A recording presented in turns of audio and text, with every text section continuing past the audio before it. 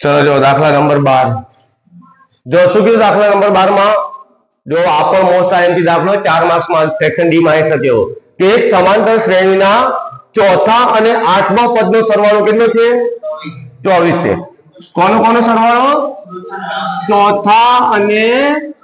8મા પદનો સરવાળો કેટલો થાય છે 24 તો જો ચોથું પદ એટલે a4 અને 8મું પદ એટલે a8 આ બંનેનો સરવાળો કેટલો થાય છે 24 સમજ્યા ને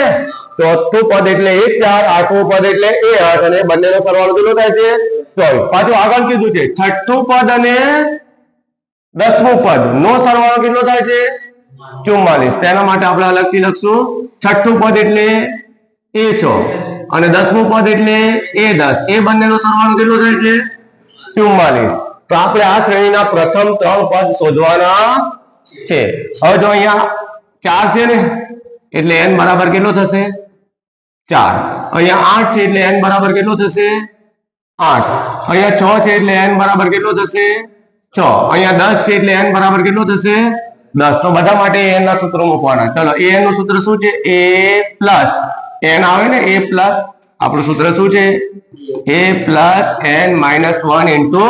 d તો a પ્લસ n n આના માટે કેટલો છે 4 ઓછા 1 ઇન્ટુ d પ્લસ હવે આના માટે લખશું આપણે કોના માટે સૂત્ર શું છે આપણું a પ્લસ n કેટલો છે અહીંયા 8 ઓછા 1 ઇન્ટુ d બરાબર કેટલા થાય છે 24 તો જો a પ્લસ 4 માંથી 1 જાય તો 3d પ્લસ a 8 માંથી 1 જશે તો 7d બરાબર કેટલા થશે 24 a વત્તા a એટલે શું થયું 2a પછી 7d વત્તા 3d એટલે કેટલા d થશે 10d બરાબર 24 આને કહી દો સમીકરણ નંબર 1 ચલો એવી જ રીતે અહીંયા આના માટે n નું સૂત્ર શું થાય a પ્લસ n કેટલો છે 6 ઓછા 1 ઇન્ટુ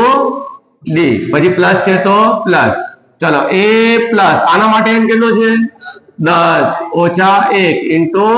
d બરાબર સરવાળો કેટલો થાય છે 44 તો જો શું થશે a પ્લસ 6 માંથી 1 જાય તો 5d વત્તા a પ્લસ 10 માંથી 1 જાય તો 9d બરાબર 44 જો a વત્તા a એટલે શું થશે 2a 5d અને 9d કેટલા થાય 14d બરાબર કેટલા છે 44 સમીકરણ નંબર 2 હવે જો આપણે આને લોપની રીતે શું કરી દઈએ ઉકેલીએ તો મળી જશે ને તો બોલો પહેલું સમીકરણ શું આવ્યું 2a વત્તા 10d બરાબર 24 બીજું સમીકરણ શું આવ્યું છે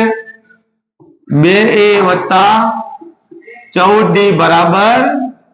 44 હવે જો 2a 2a સરખા છે નિશાની બદલશું તો કટ થઈ જાય ને તો પ્લસ છે તો માઈનસ આ બી પ્લસ છે તો માઈનસ અને આ બી પ્લસ છે તો minus 2a plus 2a minus cut કોણ મોટું છે અહીંયા 14 તો મોટાની નિશાની 14d માંથી 10d જાય તો 4d અહીંયા કોણ મોટું છે 44 તો માઈનસ નિશાની 44 માંથી 24 જાય તો 20 બંને બાજુથી માઈનસ માઈનસ કટ તો 4d બરાબર કેટલા આયા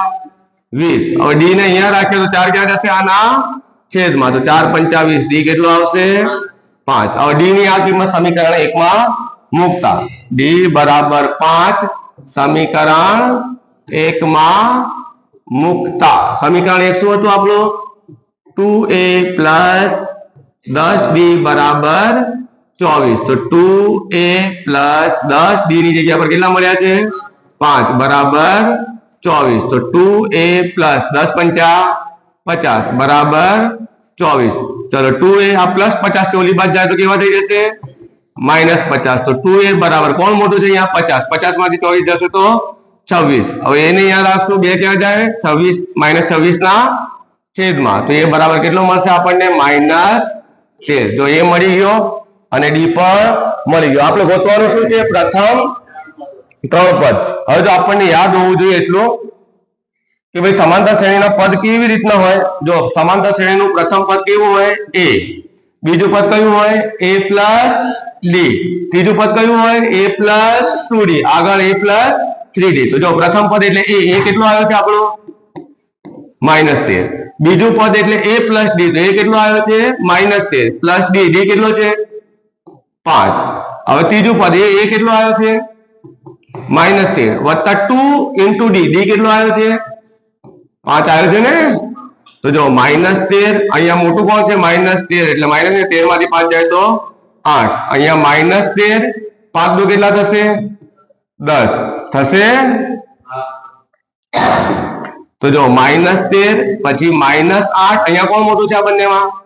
13 એટલે -13 માંથી 10 જાય તો 13 માંથી 10 જાય તો કેટલા આવશે ભાઈ? 3. કેટલા આવશે? 3. તો આપણને મળી ગયા 3 પદ સમાંતર શ્રેણીના. સમજી ગયા? આવશે?